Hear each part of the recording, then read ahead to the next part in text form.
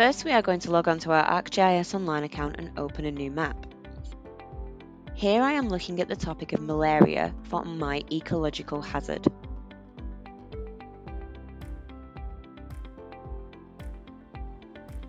So firstly, if I wanted to, I could go straight to ArcGIS Online and search Malaria Africa to see what I can find. You can see here there are plenty of options. However, for this example, I'm going to show you how to upload your own data that students may have researched and organised to upload onto a map. Here I have a spreadsheet of data that I have organised and cleaned up ready to be uploaded into ArcGIS Online. If you require assistance cleaning up data you have collected, I have linked the video tutorial below. Next, I'm going to add my data through the Add Layer Form File tab and follow the instructions.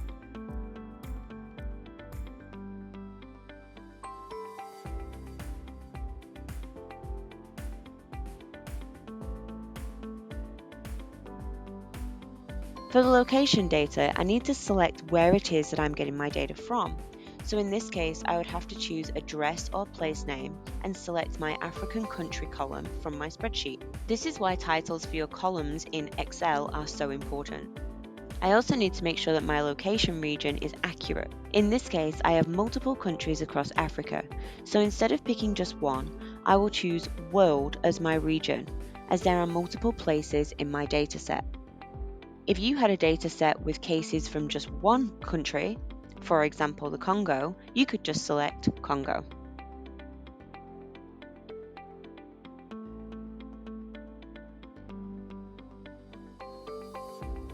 Once it has been added to the map, we can use the Change Style icon to design our map data to look how we like.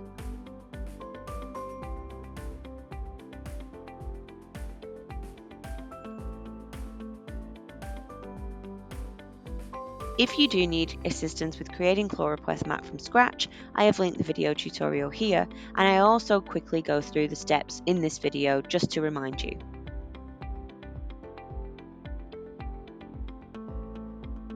Firstly, we are going to head to the Add layer and browse our foundational layer using ArcGIS Online.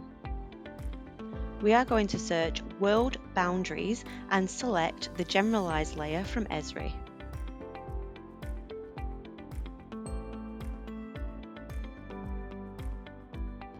I'm just going to go ahead and turn these other layers off so that we don't get confused for the next part.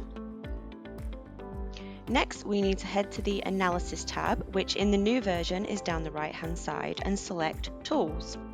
Next, we're going to use the Summarize Data tab and we're going to select Join Features.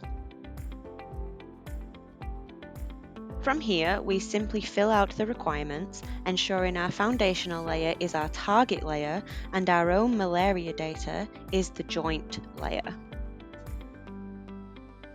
Next, we're just going to select the correct options, choosing spatial data and intersects relationship, and giving our new layer a name.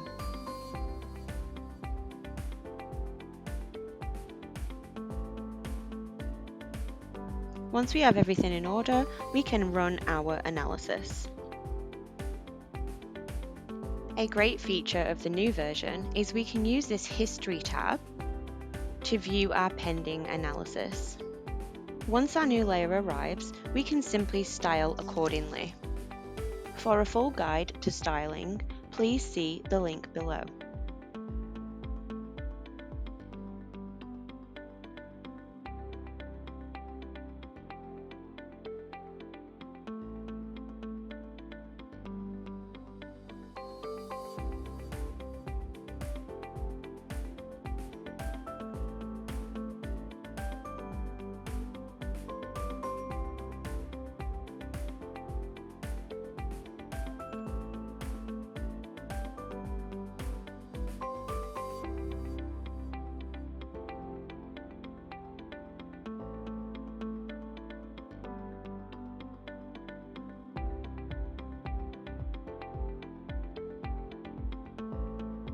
If you are needing to show different data sets from the same spreadsheet, we can simply head over to our layers and select Duplicate the layer. Or if you are using Classic, you would look for the Copy option.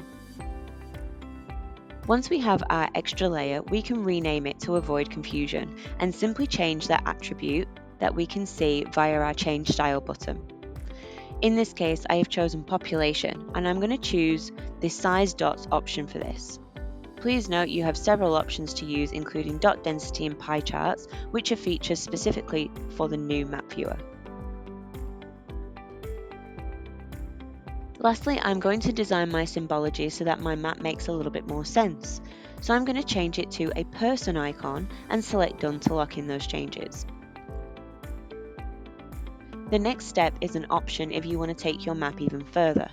I'm going to search for a few more secondary data layers from ArcGIS Online to deepen the relationships I am trying to report on. Searching in ArcGIS Online, I entered some keywords such as Medical Facilities Africa and Death Rates Africa Malaria.